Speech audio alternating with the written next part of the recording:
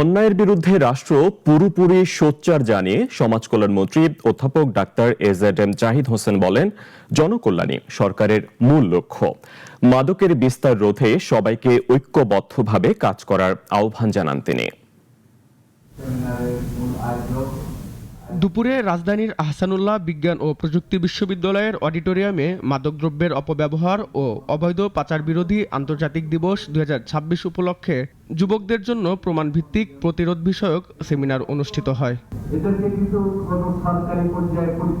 অনুষ্ঠানে বক্তারা বলেন, বর্তমান তরুণেরা সিগারেটের বদলে ভেপ বেছে নিচ্ছে।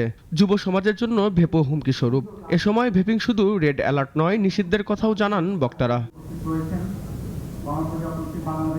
এতে প্রধান অতিথির বক্তব্যে অধ্যাপক ডক্টর এজেড জাহিদ হোসেন বলেন, জনকল্যাণই সরকারের মূল লক্ষ্য। তরুণ প্রজন্মকে যুগোপযোগী শিক্ষার পাশাপাশি প্রয়োজনীয় কর্মদক্ষতা বৃদ্ধিতেও সহায়তা করবে সরকার।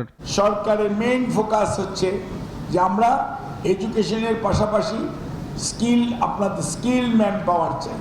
স্কিলড হওয়ার সাথে সাথে আমরা আপনাদেরকে টুলস দিতে চাই, যাতে আপনারা নিজেরা নিজেদেরকে তৈরি করতে পারেন। কিসের জন্য?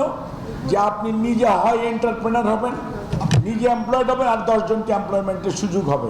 আগামীর বাংলাদেশ যেন বাসযোগ্য থাকে, এজন্য মাদককে তুচ্ছ তাচ্ছিল্য না করে সবাইকে সাথে নিয়ে মাদকের বিরুদ্ধে কাজ করার আহ্বান জানান মন্ত্রী।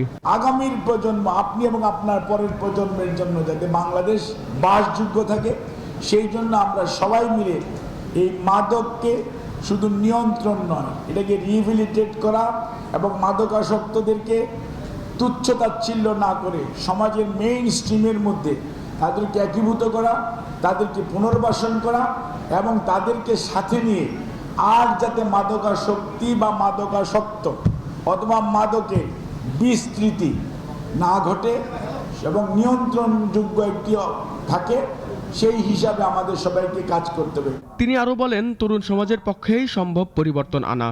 শুধু আইন দিয়ে মাদক নিয়ন্ত্রণ করা যাবে না, মাদককে বন্ধ করতে হলে তরুণদের ভূমিকাই মুখ্য। শুধু এটা সরকারের দায়িত্ব, নার্কোটিক্সের দায়িত্ব, পুলিশের দায়িত্ব সেটি না, এটা আমাদের সামাজিক দায়িত্ব। সেই লক্ষ্যে চলেন আমরা কাজ করি। রেজাই রাব্বি, নাগরিক, ঢাকা।